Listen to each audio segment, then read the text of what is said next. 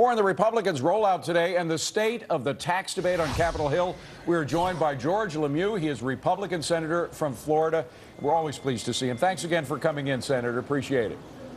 Thanks for having me on, Dave and Liz. So let me put it to you the way it was put to frankly, John Boehner a couple of weeks ago. If you had no choice but to vote on extending only the tax cuts for the middle class, would you vote against that just in order to protest not including the top bracket?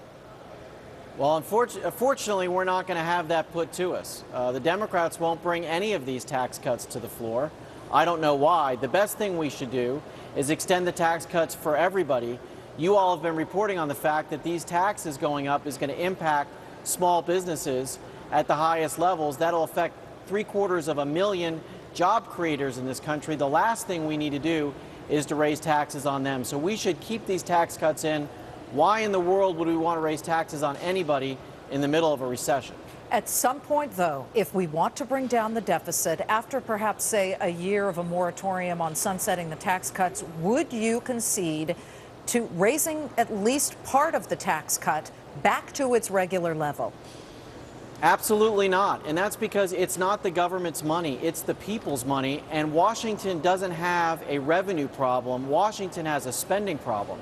You know, I've been here just a year. I was appointed to fill a term of a senator who retired. And it is just absolutely bizarre to me the way this Congress misspends the people's money. Year after year, they just keep spending money. They don't know where it goes. They don't know whether it's effective or efficient. We shouldn't reward bad behavior by putting more money into Washington. What we should do is balance the budget, freeze spending at 2007 levels like I've proposed, and we could balance the budget by 13 and cut the national debt in half by 2020. But God knows we don't need to give more money to this broken institution. You know, one of the points that you guys are rolling out, the Republicans are rolling out today, is instead of sunsetting tax cuts, you're for sunsetting government programs. I kind of like the idea that they'd consistently have to prove that they are worth it, that they're providing value to the customer, us, the taxpayers. But would that sunsetting of government programs include grandfathering, going back to existing programs, or would it only be for programs that start now? And go ahead.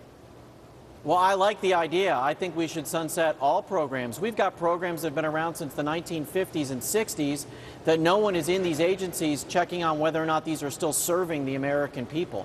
We need to have your members of Congress spending a lot more time on oversight to make sure that the dollars that the taxpayers are giving us are being spent efficiently, effectively.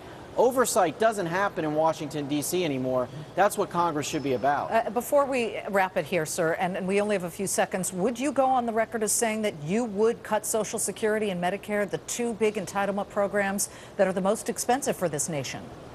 Well, Social Security and Medicare need to be reformed. We're going to have to take a serious look at them. It's 2/3 of all governmental spending now. We can work on Social Security. It's actually not that hard to fix Social Security if you have people of goodwill who want to do the right thing. For people like myself who are under 50, we're going to have a retirement age that's higher than the retirement age now. That makes sense. We're going to live longer anyway. And in Medicare, we're going to have to go in there and not pass this huge health care bill like we did this year. We're going to have to go into Medicare and put the consumer back in the doctor-patient relationship and make that work. And it can be done. That'll be harder, but if there are people of good conscience, we can get it done. Senator George LeMieux will be watching it. Thank you so much. We appreciate you being on. Thanks for having me on. Anytime. Appreciate it.